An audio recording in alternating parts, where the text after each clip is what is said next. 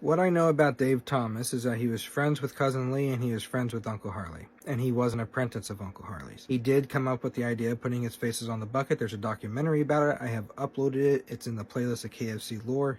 Here's a clip from it. On the Thunderbird. Oh, he says, that'd be too ostentatious. Next sentence, when can we get that done?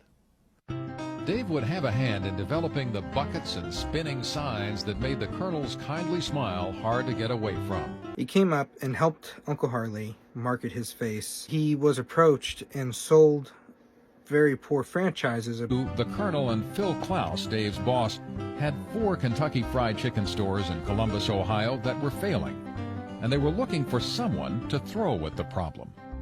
My dad made him the offer and talked him into moving to Columbus, Ohio with his family and taking over these businesses that weren't doing that well. He went over there and he started merchandising and running 2-for-1s, and all the things that he had learned here he'd put to use, and he turned it around in short order. Dave Thomas was finally out on his own and running his own show. It should have been fun. No, he wasn't having fun.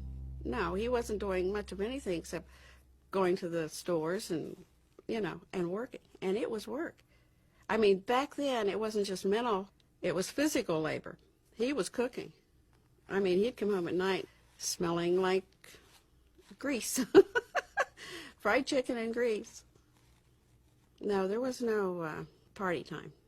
I can remember days where he'd go into a KFC store and the product wasn't right, and he would grab the tray and throw it right in the garbage and tell the manager, start all over and do it right.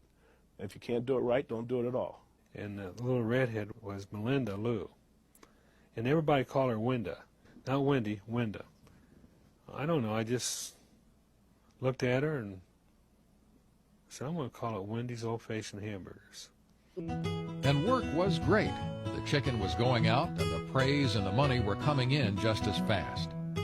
20 years after leaving home to work round the clock, Dave Thomas was an overnight success. Some articles say he sold it back to Sanders, but Uncle Harley only owned the Canadian franchises at this point. He didn't own Kentucky Fried Chicken in the United States. He was just a spokesperson for them. So he sold back the franchises to Kentucky Fried Chicken. That's what I know, and that's from the documentary.